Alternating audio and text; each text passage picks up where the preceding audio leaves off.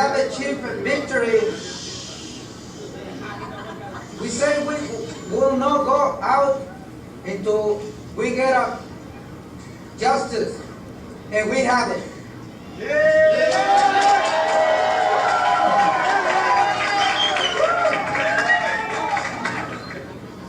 Today, the workers here have achieved a great victory.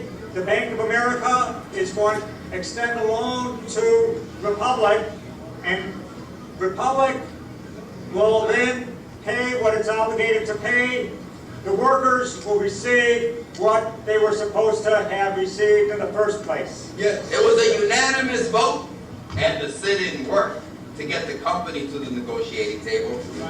But this is about more than just money. It's about what can be achieved when workers organize and stand up for justice.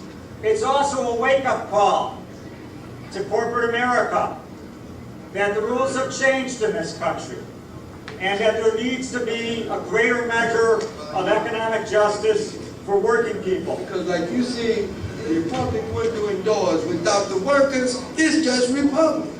We make the windows and the doors. This man, that lady, you know what I'm saying?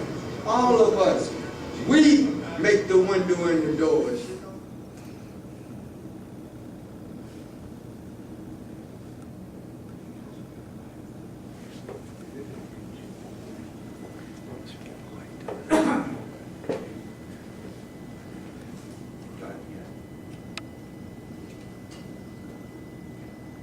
I do want to apologize. The quality of that video is pretty low. That's actually the kind of web version of it, so it's not the best quality. There is a better quality version out there. I just couldn't get a hold of it for today. But and you'll notice that. Oh, sure. Sorry.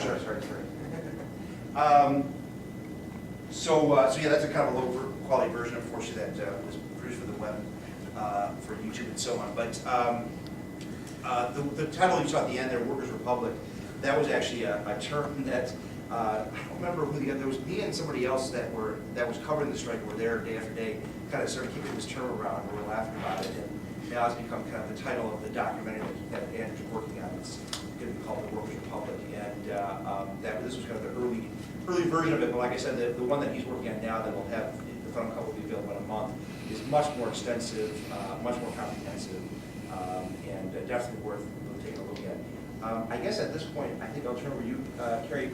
And I think towards the, after you're done, we'll kind of get a feel for what you want to hear, or what you want to talk about with this struggle, because we weren't quite sure what, things you want to focus on. So there's so many issues that come into this situation, and Carrie and I both, talked and done programs and written a book and so on about all the various tie-ins and issues that tie into the struggle. So does that make sense? I think I'll have you kind of talk about your book, and then we can find out what you guys like to hear, or what you'd like to go into more detail on. We'll do that. Yeah, well, and thanks for having us here. It's such an interesting and struggle to talk about, and really ongoing in a lot of ways. I guess, there's so much to say. I just sort of open it up in a bit, I guess. But I think in terms of the role of media and electronic and alternative media and mainstream media, that was really interesting to me to watch and participate in. And it was, one of the things that was kind of just really interesting as someone that works in mainstream and alternative media for me to observe was how the different types of media covered the story and how they kind of played off each other, and what aspects different media outlets did better in and worse in. And it's always interesting to see the mainstream media, especially the TV news, which is is always so frenetic and on the spot, and jump into a story, parachute into a story, which is what they have to do because that's the nature of mainstream TV news, and really recognize the urgency and the kind of historic nature of this story, but not really have in most cases much of the background. And then at the same time to watch the the labor media, a lot of the alternative media that had been following the UE and related struggles and all sorts of things that were building up to this moment for a long time, and to watch them. It's kind of gratifying and just it was rewarding for me to not me personally, but it was neat for me to see some of the alternative media really get to have a national spotlight in some ways, and then of course, this story spread all over the world, thanks to the alternative media, and people were calling Jerry from Argentina and other countries, especially seeing the parallels with the factory takeovers in Argentina. And then also, it was a big mainstream story for that week, or not even that week, really just for those couple days. And then in Illinois, especially, Governor Blagojevic's arrest knocked it off the stage a little bit.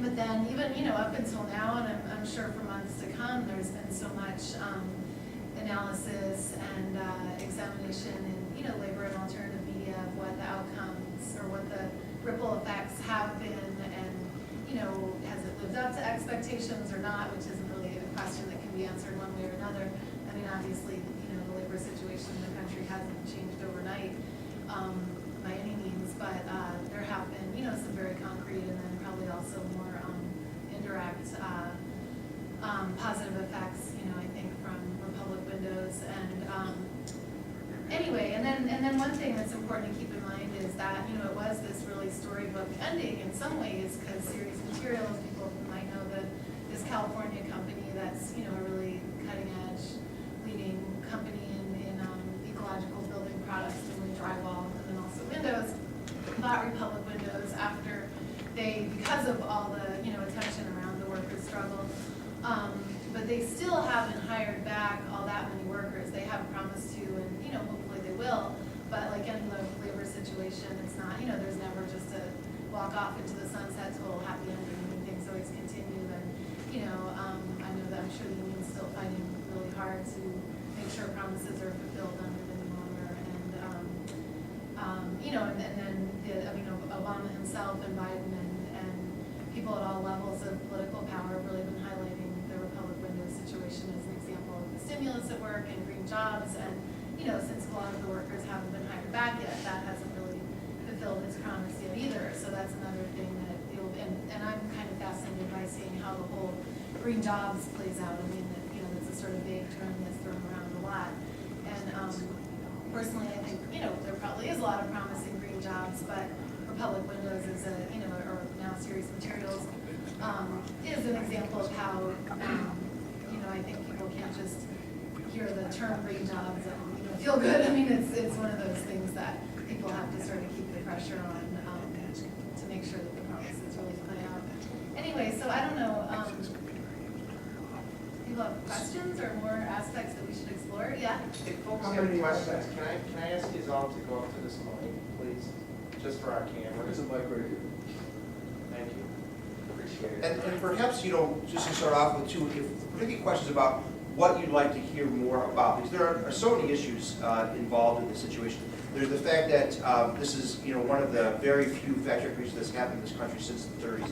We all thought that what was happening was the only one, and Kerry later on turned out came up with a couple other examples that have happened actually since the 30s. But there have been very few of these. Even though it's very common around the world, it's very uncommon in the United States.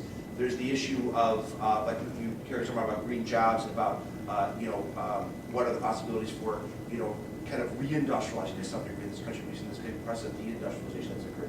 There's the issue of independent media we discussed already. There's the issue of how different UE is from other unions. And one of the things that I was joking with Kerry about when she was interviewing me about writing the book was it was really funny for me to see all these unions that have treated UE over the years as, as if they were nothing. But they're a very small union compared to other unions. They're a union that, there are other unions that have locals that are bigger than UE's entire membership.